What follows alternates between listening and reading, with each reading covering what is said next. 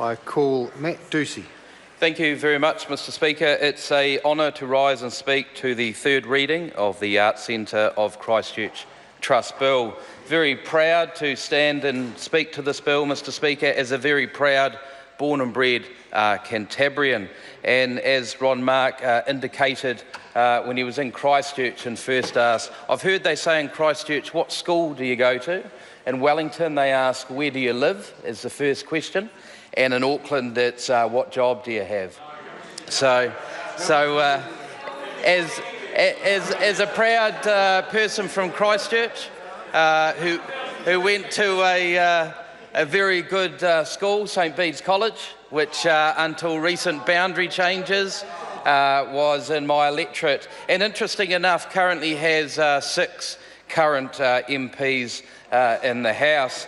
So, Mr Speaker, it's a great day for New Zealand, it's a great day for the South Island, and it's a great day for Christchurch. Thanks to this legislation, Mr Speaker, in fact, I took a call just before this from my wife who was feeding my 14-month-old daughter. And like anyone in this House, we all make commitments and sacrifices for our families. And for me, Mr Speaker, part of this job is to ensure that New Zealand is moving forward, and the regions such as Canterbury and towns such as Christchurch. So when I think of my daughter who's now 14 months, I think to myself, what sort of country and what sort of city will she inherit in 10, 12, 15 years' time? And it gives me great heart that because of this legislation, that the Christchurch Arts Centre will be a part of Christchurch and very much a part of her growing up and a part of memories that she will have over the next decade and further on, Mr Speaker. Because as a proud born and bred Cantabrian, I too have great fond memories of the Arts Centre.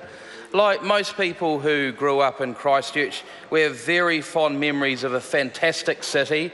I go back to thinking about the early 1980s when really there wasn't a rugby team in New Zealand that could beat our Canterbury rugby team, the undefeated Canterbury rugby team through the 1980s Shield era. And I remember vividly as a young fella sitting in the embankment, watching Larry the Lamb running round before the game. And who could forget Larry the Lamb? And those were the days of Andy Earle, Bruce and Robbie Deans, and before the game, I mean, there was a parade, and those were the days where you could go out on the field and everyone had their own banners that they had graffitied on, and it was a time when Christchurch had got together. Come back. And I was...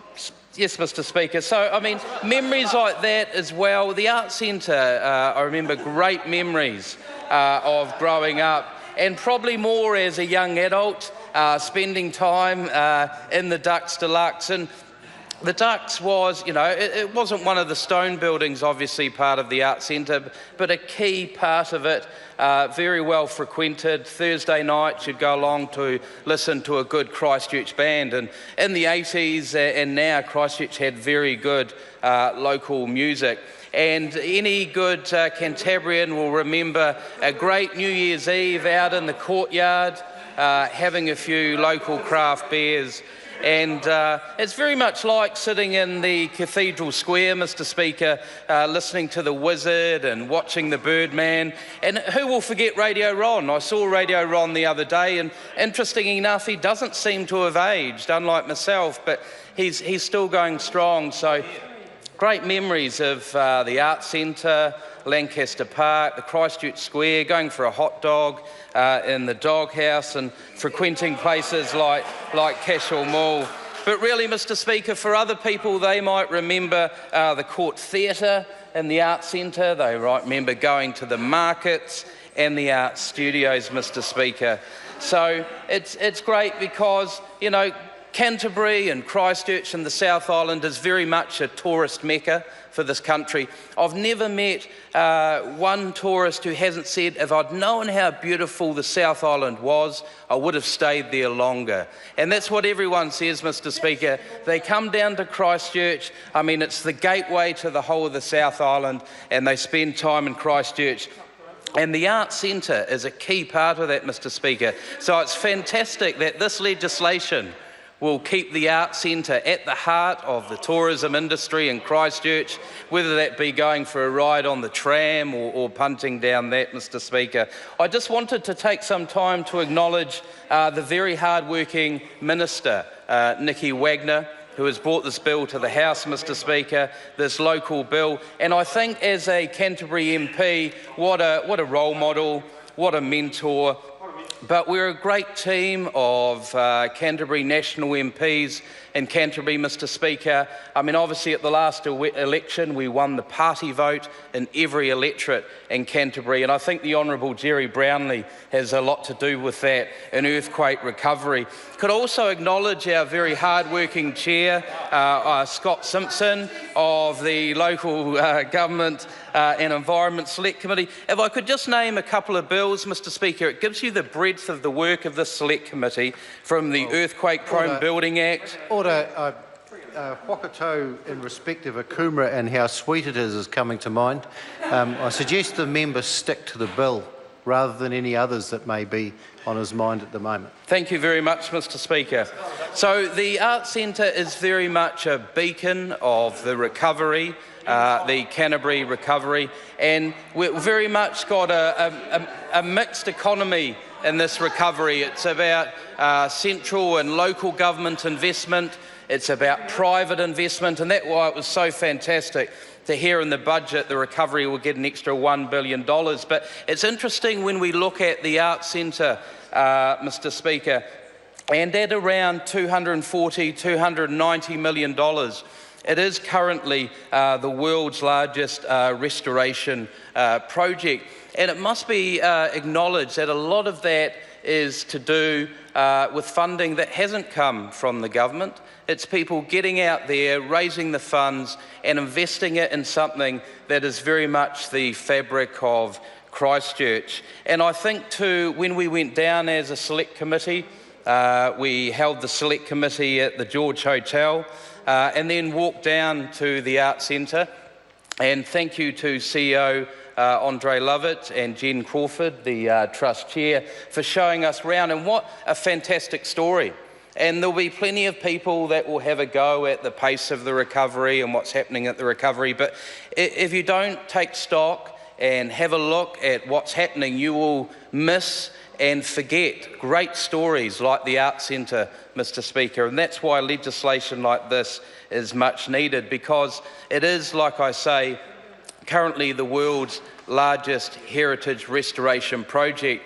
And on that tour around the Arts Centre, Mr. Speaker, it was fantastic to see the flags from all around the world that were in the room, and they represented every different nationality from the stonemasons. That most of them had on their own bat engaged with the Arts Centre to come down to New Zealand and come down to Christchurch to be part of this amazing story.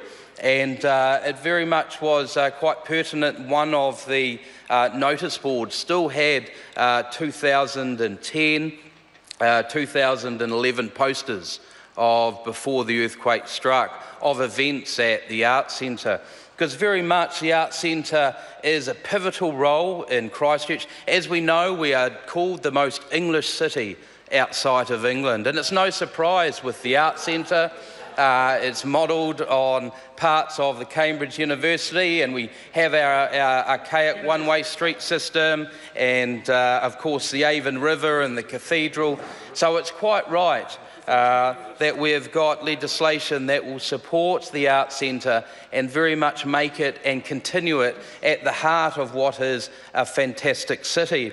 Another key part of this legislation, Mr. Speaker, is moving from representation model to one of a skill-based model for the board. And I would encourage all people from Christchurch and of course Canterbury, even out my way in the Waimakariri electorate of North Canterbury, whether it be Kaiapoi or Rangiora, that people who think they have the skills to put their hands up, because it's not always about the state, it's about big communities, Mr. Speaker. And what we want to do is support big communities to support things like the Arts Centre Trust. So I commend this bill to the House. Thank you, Mr. Speaker.